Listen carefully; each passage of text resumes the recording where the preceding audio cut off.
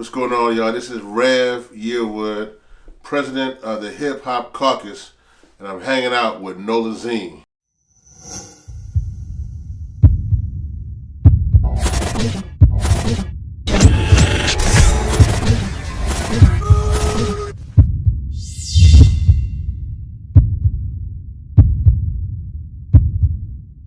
So, tell the world actually, where are you from? Yeah. I'm originally from Louisiana. Okay. Yeah, I'm originally from Louisiana. I was born in Shreveport. So, way before my days working with Jay-Z or Diddy or Russell, all them people. It's the all starts right here. It was one critical time, it was during the pandemic. Yeah. And, they had artists like Just Lil Baby making that song, Black and White, how much you think, just that whole situation was brought to attention just by hip hop and just social media and all the media platforms? It had a huge impact. I don't think, and because it was on many George Floyds before George Floyd that things happened to, and it's still George Floyd. Yeah, right. But it's just the way that it just hit home. We was a lot of people still at home, couldn't really leave. So it was still people wearing masks. So it was it was a critical time as well. And the critical time, folks took to the streets. Right. Understand that we was in the middle of a pandemic, and we went to the streets. And I think that's the power that we have. I think the thing is this. I get one thing I will say. You mentioned this question earlier about what I dislike. I by being president of the caucus and being in this position, I will say that I go around and I've seen so many funerals, and I've seen so much trauma. But you're right. But there's something that when we come together, it's something that can't stop it. Organized people is amazing. And so you're right, when Baby and others put music together and songs, and I think people waiting for that. I hope that artists see when people are waiting for your leadership. You know what I'm saying? I think. I just want to speak on the Baby because he was creative genius. He used it. He actually got on the bike and protested with the people. He put it in a real actual music video. No, he put it in a music video doing the beat. Yeah, it was very. He probably became a lot of people's favorite when he did that. And it was he showed he's with the people. He didn't, it just was. And I think just all those, the songs and the media just took it to another level. Hey, but you got it yours now. That because it's come from us. No. So we give you this quote. Tony K. Bambara said, "The role of the artist is to make the revolution irresistible." And what Baby did, he made the revolution irresistible. He made it so that the youngins in the streets, or even the moms and the pops, when they saw that, they was like, yo.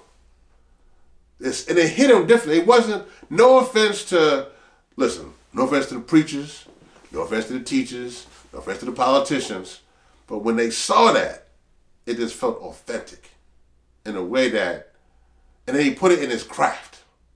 So it became that, and it was his lyrics. So no, I'm that's the power. That's the power, and I imagine we did it for other issues too. I know we did it for that, but what happens when you do that for education, or economic justice, or climate change, or whatever? And that's what we gotta figure out how we take that power, and also we gotta make sure that other folks don't squash that power. That's what they will try to do too. Correct. We have a lot of power, and I speak on this. Everyone say, if the crime's getting bad in every city because of hip hop, people want to blame hip hop. They want to blame. But I think, they want to blame us when they use But they don't want to hit the real issue. There's they have to create income ways and help these kids out doing things that they actually want to do. Every kid don't want to be a plumber. Every kid don't want to be a lawyer, driver. But y'all see this, that most kids want to be rappers and managers, CEOs of clothing, fashion brands. Why don't we create community centers with those things in it, like a studio, like sewing machines, like get their real interest and get them off the street. Well, and help them find ways to start making income, and so they won't have to go on the streets and try different things. I am 100% with you, and I'll tell you this. One of the things that we need now more than ever, I don't know, maybe not know. I hope they should know Fannie Lou Hamer, right? They should know that. If they don't know, Fannie Lou Hamer was just an amazing activist out of Mississippi back in the day, civil rights movement. But I bring her up because what she did was that she had one saying that rang true, was that she said, "I'm sick and tired of being sick and tired." But she also came from the field, pretty much. She came from this, from what we would call this the other side.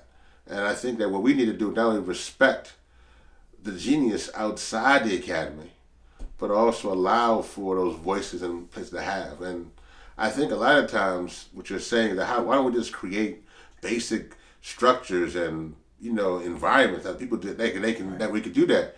And I think this is the thing. We gotta make sure this is what the politics. So Respect My Vote campaign is also about holding these politicians accountable. Because I think a lot of times we let them come and we vote and let them go. That's not how this works. Other folks don't do that. We got to hold them accountable and tell them what we want. So if we want those facilities, we want those things, we got to do it. And a lot of times we don't know we want it. So then Hip Hop Caucus, we create the forums and town halls, leadership committees that allow it to happen.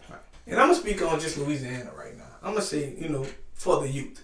Like, in their mind, it feel like it's a slap in the face when we really go out and vote and we still lose that state and not knowing, we got to get it as a whole state. Like, hey, but if all the, African Americans go out in New Orleans and vote, that don't mean we're going to win Louisiana. No. They don't get that part. But, like, in their mind, it feel like it's a slap in the face. So, like, what do you have to say to those people who feel like, actually on it, like, just feel like, I don't like that my vote don't count? Well, let me say this to Louisiana specifically. One, your vote does count. Politics is very unique. If you've never heard this term before, it is 50 plus 1. 50 plus 1 means that it is majority. So that regardless of what you want and how you want it, you have to get 50% of people plus that other 1% to win whatever you need to win. I think the thing here, to your point, is simply this. There's a couple of stages. One, I am very proud of Hip Hop Caucus for this reason. We selected a number of states to go and work in. And some of those states are states that are the usual states we work in. They work in Michigan, Pennsylvania, Virginia, North Carolina. And they sometimes ignore states in the Gulf South. They ignore Louisiana. They ignore Mississippi. They ignore Alabama. I'm very proud that we actually worked in Louisiana and did a voting effort here in this state. And I'm excited because we still believe that this is a place that saw so much trauma from Hurricane Katrina and Hurricane Ida, and continue to see things from the petrochemical facilities to just not good schools to crime, other kind of issues. And so we wanted to be here in this state, so we were here. Another thing I think is important is that what we learned after Hurricane Katrina was this. We learned that one of the things that you can count on the government for only so much. The government had a FEMA, the Federal Emergency Management Agency, but we knew that we also needed a PEMA, a People's Emergency Management Agency. And so I think that one of the things we did about when Hurricane Ida hit, we actually gave out $100,000 during Hurricane Ida. If you were trapped in the storm, you could work with and get your Cash App or Venmo or however, and we would send you like $100 because we knew you needed gas money. So we had to be there for each other. So I think that there are two parts of this. We had to put together the praxis and the policy. The policy is critical, and that comes with legislation, but also there's the practice, that's putting things in play that we got to do for each other. And so we couldn't have been like, Hurricane Ida is here, we're just going to watch folks be suffering and on the highways and ain't got no food. We as an organization, and with many, many others, work together to do that. So I think that we have to do both things at the same time. How do we continue to vote, put things in place, say policy, and when we don't have the numbers to overcome many odds, and it's a much more long political conversation. How do we then work together to ensure that we're taking care of one another, ensuring that we are making sure that our communities are doing well, that we are, again, creating the programs, the aftercare programs. How are we doing things in that regard? And I think that's the next step that people in Louisiana got to do too. Every year we work with and do a annual Katrina commemoration. We've been doing it every year. We're going to do it again this year. And I know now that a lot of the kids who are born after Katrina, who are now 16, 17, 15, it's rough. I can look in their eyes. I can see it. And it's like, we gotta recognize that we gotta do, and I can look at the parents. The parents, who was in their 20s when Katrina, who now 38 and 37, they looking rough. And so we gotta bring back hope. And I think that we can. And I think, again, it's where art comes in. And there's no place like New Orleans. Music, poetry, jazz, hip hop. So we gotta use that to make ourselves better too. So, tell us actually, what's next for you? Yeah. Well, what's next for Hip Hop Caucus? This is the 50th anniversary of hip hop. August 11th marks 50 years of the culture, and so this marks this will mark 19 years for the Hip Hop Caucus, and so we want to make sure and figure out what's the next step. How do we continue to create change in the 21st century? And so that's the first thing we're going to be doing, is going around to our communities, having that conversation. What does it mean to be hip hop in 50, and what does it mean to be doing hip hop politics at this critical time? That leads to the next thing, which is voting, right? And making sure people are respect my vote is still going to be going forth. And so we get ready for a very important election cycle next year in 2024. And then I think there are other things we're working on. I think that we're working on the issues here in Louisiana and around petrochemicals, about how we shift that conversation regarding from environmental justice, how we can have clean air, clean water. We saw that in Jackson, Mississippi. We saw that in Flint. We saw that in Baltimore, Maryland. We saw it in Newark. How do we get clean air and clean water to our communities? That's the next step for me. And then I think having fun.